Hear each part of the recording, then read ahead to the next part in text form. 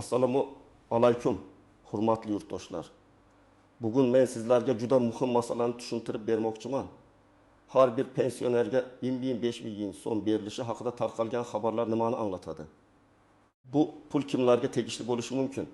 Kimlar shoshilmasligi kerak va eng muhimi, bunday vaziyatda pensioner yoki uning farzandlari nima qilish kerak? Bu ma'lumot har bir oilaga taalluqli. Chunki deyarli har bir xonadonda pensioner ota-ona, bobo yoki buvi bor. Shuning uchun videoni oxirigacha ko'ring, hoziroq kanalga obuna bo'ling va videoga like bosib qo'ying. Chunki men bu mavzuni oddiy, tushunarli va amaliy tomondan batafsil ochib beraman. Avvalo, eng muhim narsani aniq aytib qo'yay. Pensiya, nafaqa, bir martalik moddiy yordam yoki kompensatsiya haqida xabar chiqqanda, odamlar ko'pincha buni bir xil tushunadi. Ya'ni hamma pensionerga avtomatik 1500 so'm tushar ekan deb o'ylaydi. Lekin amalda bunday to'lovlarning har biri alohida tartibga ega bo'ladi. Ba'zisi barcha pensionerlarga berilishi mumkin.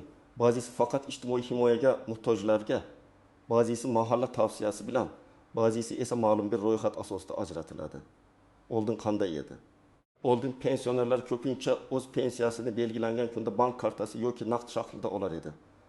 Qo'shimcha yordamlar esa odatda bayramlar oldidan mahalla orqali temir daftar, ayollar daftari, yoshlar daftari yoki ijtimoiy himoya ro'yxatlari orqali berilardi. Ya'ni pul hamma pensionerga bir xil tartibda tushmasdi. Kimdir moddiy yordam olardi, kimdir esa olmasdi. Chunki uning daromadi, yashash sharoiti yoki ro'yxatdagi holati boshqacha baholanardi. Hozir nimaga e'tibor kuchaydi? Chunki 1.500.000 so'm degan summa oddiy odam uchun kichik pul emas.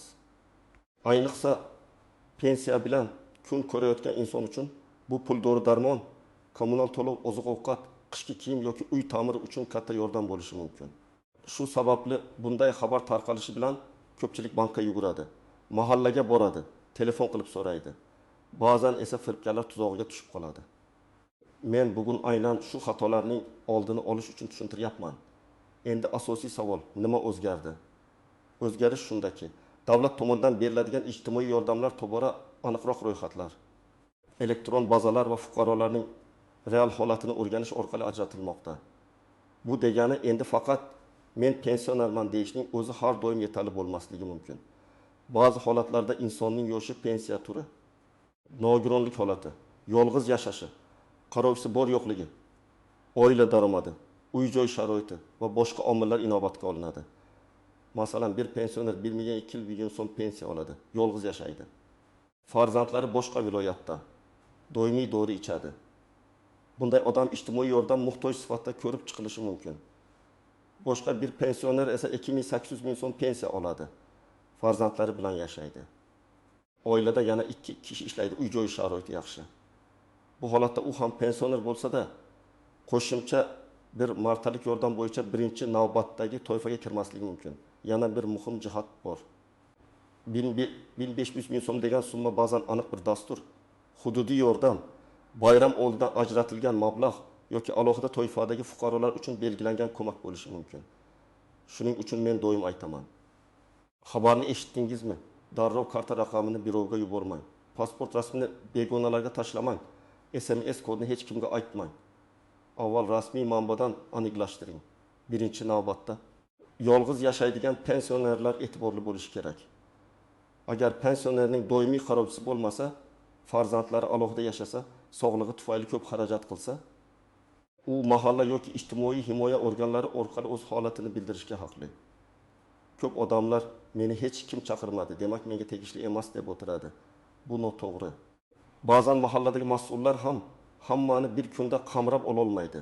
Shuning uchun fuqaro o'zi ham murojaat qilish kerak. Ikkinchi toifa, nogironligi bo'lgan pensionerlar. Agar odam pensiya yoshida bo'lsa va qo'shimcha ravishda nogironlik guruhi bo'lsa, uning xarajatlari oddiy pensionerlardan ko'proq bo'lishi tabiiy. Dori, muolaja, tibbiy ko'rik, transport, parvarish xarajatlari bor. Bunday insonlar 1.500.000 so'mlik yordamga oid xabarlarni alohida tekshirish kerak. Chunki ko'p dasturlarda aynan zaif toifalarga ustuvorlik beriladi. Uchinchi toifa kompensiya oladiganlar. Misol uchun, bir bu oyga 900.000 so'm pensiya oladi. Uning kommunal to'lovlari 2,5 million so'm, dori darmoni 300 so'm, oziq ovqatga qolgan pul yetmaydi. Agar shu buga 1 million 5 million so'm bir martalik yordam berilsa, u kamida 2-3 oy yengil nafas oladi. Lekin bunday yordamni olish uchun u o'z holatini yashirmasligi, kerakli hujjatlarni tayyorlashi, mahallaga yoki tegishli idoraga murojaat qilishi kerak. 4-toifa. O'quvchisini yo'qotgan, qarovsiz qolgan yoki murakkab oilaviy sharoitdagi pensionerlar. Masalan, bir otaxon rafiqasi vafot etgandan keyin yolg'iz qolgan, farzandlari chet elda, u esa qishloqda yashaydi.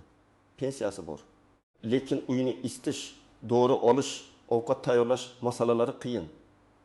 Bunday holatda puldan tashqari ijtimoiy xizmat ham kerak bo'lishi mumkin. Ya'ni 1500 ming so'm masalasi faqat pul emas.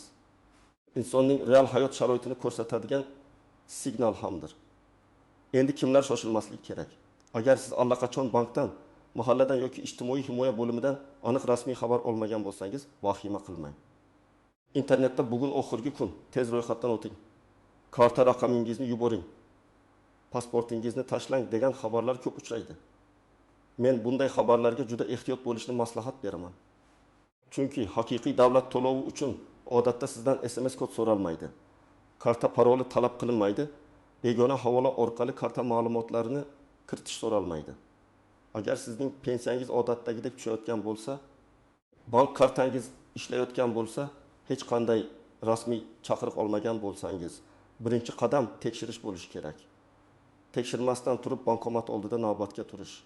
Boshqalardan eshitgan gapga ishonib qarindoshlarga vahima qilish, noma'lum odamlarga hujjat yuborish kerak emas. Masalan, bir amaliy holatni olaylik. Bir otaxonga telefon qilishadi va sizga 1500 ming so'm yordam chiqdi. Kartangizni faollashtirish uchun SMS kodni ayting deyshadi. Otaxon ishonib kodni aytadi. Natijada kartadagi pensiyasi yechib olinadi. Mana shunday holatlarning oldini olish uchun men aniq aytaman. Bank xodimi ham, mahalla xodimi ham, davlat idorasi vakili ham sizdan karta parol yoki SMS kod so'ramaydi. Buni yodda saqlang. Birinchi misol. Toshkent viloyatida yashovchi 68 yoshli pensioner ayolni tasavvur qilaylik. U oyiga 1 million so'm pensiya oladi. O'z yolg'iz, farzandi Rossiyada ishlaydi, lekin doimiy pul yubora olmaydi. Ayol har oy qon bosimi va yurak dorilariga 400 ming so'm sarflaydi. Qishda gaz va elektr uchun 2 ming so'mgacha to'laydi. Bunday vaziyatda u 1 ming so'mlik moddiy yordamga muhtojligini asoslab bera oladi. U mahallaga borib ariza yozadi, pensiya guvohnomasi, pasporti, tibbiy hujjatlari va yashash sharoiti bo'yicha ma'lumotlarni taqdim etadi. Agar hududda shunday yordam dasturi bo'lsa, uning arizasi ko'rib chiqilishi mumkin. Ikkinchi misol. Samarqandda yashovchi 72 yoshli otaxon 2400 ming so'm pensiya oladi. O'g'li va kelini bilan yashaydi. Uyda 2 kishi ishlaydi. Kommunal to'lovlar oila tomonidan qoplanadi. Otaxon ham pensioner. Albatta uning ham ehtiyojlari bor. Lekin agar yordam eng muhtojlarga ajratilayotgan bo'lsa, ro'yxatda birinchi navbatga yolg'iz, kam daromadli yoki nogironligi bo'lgan pensionerlar chiqishi mumkin. Shuning uchun men ham pensionerman, nega menga bermadi deb darrov xafa bo'lishdan oldin mezonlarni bilish kerak. 3-misol. Qashqadaryoda yashovchi bu pensiyasini naqd oladi. U telefon ishlatmaydi. Internetdan xabari yo'q. Mahallada esa yordam ro'yxati shakllantirilmoqda. Agar buvining qo'shnisi yoki farzandi befarq bo'lsa, u xabardan bexabar qolishi mumkin. Shuning uchun men farzandlarga murojaat qilaman. Ota-onangiz, bu bobongiz pensiya olsa bo'lsa, ularning hujjatlari joyidami, kartasi ishlayaptimi, mahalla ro'yxatlarida bor yo'qligini tekshirib qo'ying. Bu katta yordam. 4-misol. Andijonda yashovchi pensioner internetda 1500 ming so'm olish uchun mana bu havolaga kiring degan xabarni ko'radi. Havolaga kiradi, xatar raqamini, amal qilish muddatini va SMS kodini kiritadi. Bir necha daqiqadan keyin kartasidagi pul yo'qoladi. Bu juda achinarli, lekin real hayotda uchraydigan holat. Shuning uchun men sizga yana takrorlayman. Rasmiy yordam hech qachon shubhali havola orqali tarqatilmaydi. Davlat xizmatlari, banklar, mahalla yoki ijtimoiy himoya idoralari orqali tekshiring. Endi istisnolar va ko'pchilik bilmaydigan nozik jihatlarga o'tamiz. Birinchi nozik jihat. Pensioner bo'lish yordam avtomatik beriladi degani emas. Agar qarorda yoki tartibda barcha pensionerlarga deyilsa, unda boshqa gap. Lekin agar ijtimoiy himoyaga muhtoj pensionerlarga, kam ta'minlangan oilalardagi pensionerlarga, yolg'iz keksalarga yoki aloda toifadagi fuqarolarga deyilsa, unda tanlov va tekshiruv bo'ladi. Ikkinchi nozik jihat, ro'yxatga tushish uchun vaqt muhim. Ba'zi yordamlar oldindan sharhlantirilgan ro'yxat asosida beriladi. Ya'ni bugun xabar chiqdi, ertaga borsangiz ro'yxat yopilgan bo'lishi mumkin. Boshqa holatda esa ariza qabul qilinadi va keyingi bosqichda ko'rib chiqiladi. Shuning uchun keyin boraman deb cho'zmaslik kerak. Ayniqsa hujjatlar yetishmasa, ularni tayyorlashga ham vaqt ketadi. Uchinchi nozik jihat, yashash joyi bo'yicha murojaat qilish kerak. Ko'p odamlar ro'yxatda propiska boshqa joyda, o'zi esa boshqa joyda yashaydi. Masalan, pensioner Farg'onada ro'yxatda, lekin Toshkentda farzandi bilan yashaydi. Bunday holatda qaysi mahallaga murojaat qilish kerakligi oldindan aniqlashtirilishi lozim. Chunki ayrim yordamlar doimiy yashash joyi, ayrimlari esa haqiqiy yashash holati bo'yicha ko'rib chiqilishi mumkin. To'rtinchi nozik jihat, bank kartasi faol bo'lishi kerak. Agar yordam pul ko'rinishida kartaga tushirilsa, karta muddati o'tgan, bloklangan yoki yo'qolgan bo'lsa, pul tushishi kechikishi mumkin. Ba'zi pensionerlar menga pul bermadi deb o'ylaydi. Aslida esa karta almashtirilmagan bo'ladi. Shuning uchun pensiya kartangizning muddati, telefon raqamga ulanganligi va bankdagi ma'lumotlaringiz to'g'riligini tekshirib qo'ying. 5-chi nozik jihat, hujjatlardagi xatolar. Pasportdagi ism, familiya, tug'ilgan sana, pensiya hujjatdagi ma'lumot va bankdagi ma'lumotlar bir-biriga mos bo'lishi kerak. Bir harf xatosi ham ba'zan to'lovni kechiktiradi. Ayniqsa familiya o'zgargan, yangi ID karta olingan. Eski pasport ma'lumotlari qo'lib ketgan holatlarda ehtiyot bo'lish kerak. 6-chi nozik jihat, qarindoshlarning daromadi hisobga olinishi mumkin. Agar pensioner farzandlari bilan bir xonadonda yashasa, ijtimoiy yordam belgilashda oilaning umumiy holati o'rganilishi mumkin. Bu har doim ham bir xil emas, lekin ko'p dasturlarda oila daromadi muhim mezon bo'ladi. Shuning uchun pensiyam kam degan gap bilan birga yashash sharoiti ham ko'rib chiqiladi. Endi eng amaliy qismga o'tamiz. Siz hozir nima qilishingiz kerak? Birinchi qadam, xabarni tekshiring. Agar siz 1500 ming so'm haqida eshitgan bo'lsangiz, uni kim aytdi? Qaysi manbada chiqdi? Rasmiy qaror bormi? Mahalla yoki bank tasdiqladimi? Shuni aniqlang. Telegramdagi noma'lum kanal, qo'shnining gapi yoki kimdir aytdi degan gap yetarli asos emas. Ikkinchi qadam, mahallaga murojaat qiling. Yashash joyingizdagi mahalla fuqarolar yig'iniga boring yoki telefon qiling. Pensionerlar uchun 1500 ming so'mlik bir martalik yordam bo'yicha ro'yxat shakllantirilyaptimi? Menga tegishlimi? Qanday hujjat kerak? deb aniq so'rang. Savolni umumiy bermang. Pul berilarkanmi desangiz, javob ham umumiy bo'ladi. Aniq yordam turi, summa va shartlarini so'rang. Uchinchi qadam, ijtimoiy himoya bo'limi yoki tegishli davlat xizmatlari orqali aniqlashtiring. Agar mahallada javob noaniq bo'lsa, tuman ijtimoiy himoya bo'limiga murojaat qiling. Ba'zi masalalar davlat xizmatlari markazi orqali ham tekshiriladi. Sizning vazifangiz bitta, gap so'z bilan emas, rasmiy tartib bilan ishlash. 4-qadam, hujjatlaringizni tayyorlang. Odatda bunday holatlarda shaxsni tasdiqlovchi hujjat, pensiya oluvchi ekaningizni tasdiqlovchi ma'lumot, bank karta rekvizitlari, yashash joyingiz bo'yicha ma'lumot, tibbiy hujjatlar, nogironlik guvohnomasi, yolg'iz yashashingiz yoki parvarishga muhtojligingizni ko'rsatuvchi hujjatlar kerak bo'lishi mumkin. Hamma joyda ro'yxat bir xil bo'lmasligi mumkin. Shuning uchun avval so'rang, keyin tayyorlang. 5-qadam, ariza yozing. Agar sizning holatingiz mos kelsa, og'zaki gap bilan cheklanib qolmang. Ariza yozing. Arizada men falonchi pensiya yoshidaman. Oyga falon so'm pensiya olaman. Sog'lig'im yoki yashash sharoitim sababli moddiy yordamga muhtojman. 1500 ming so'mlik bir martalik yordam yoki mavjud ijtimoiy ko'mak bo'yicha holatimni ko'rib chiqishingizni so'rayman deb yozish mumkin. Arizada telefon raqamingizni va manzilingizni aniq ko'rsating. 6-qadam, arizangiz qabul qilinganini tasdiqlating. Ko'p odam ariza beradi, keyin yo'qolib ketdi deydi. Arizani topshirganda qabul qilingan sana, kim qabul qilgani, kirim raqami yoki hech bo'lmaganda mas'ul shaxsning ismini yozib oling. Bu keyin murojaatingizni kuzatish uchun kerak bo'ladi. 7-qadam, kartangizni tekshiring. Bank kartangiz muddati o'tmaganmi? Bloklanmaganmi? Telefon raqami sizniki bilan bog'langanmi? Bank ilovasida qarzdorlik yoki cheklov yo'qmi? Shuni aniqlang. Agar karta eski bo'lsa, bankka borib almashtiring. Lekin yana bir bor aytaman. Karta paroli, SMS kodi. To'liq ma'lumotlarni hech kimga bermang. 8-qadam farzandlar yordam bersin. Pensionerlarning ko'pchiligi internet, mobil ilova, davlat xizmatlari portalidan foydalanishga qiynaladi. Farzandlar, nevaralar, qo'shnilar yordam berishi kerak. Lekin yordam berayotganda ham ehtiyot bo'lish kerak. Pensioner nomidan hujjat topshirilsa, uning roziligi bo'lsin, ma'lumotlar to'g'ri kiritilsin, begona odamlarga ishonib topshirilmasin. Eng ko'p uchraydigan xatolardan biri menga baribir bermaydi deb umuman murojaat qilmaslik. Bu noto'g'ri. Agar siz haqiqatan muhtoj bo'lsangiz, o'z holatingizni bildiring. Davlat yoki mahalla sizning barcha muammolaringizni avtomatik bilmasligi mumkin. Ba'zan eng qiynalgan odamlar indamay o'tiradi. Faolroq odamlar esa birinchi bo'lib murojaat qiladi. Ikkinchi xato. Faqat tanish bilish orqali hal bo'ladi deb o'ylash.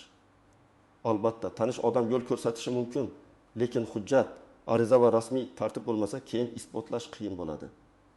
Men doim rasmiy murojaat qilishni tavsiya qilaman. Chunki rasmiy murojaatning izi qoladi. Uchinchi xato noto'g'ri ma'lumot berish. Masalan, oilada ishlaydigan farzandlar borligini yashirish, daromadni noto'g'ri ko'rsatish, boshqa manzilda yashashni aytmaslik keyinchalik muammo tug'dirishi mumkin.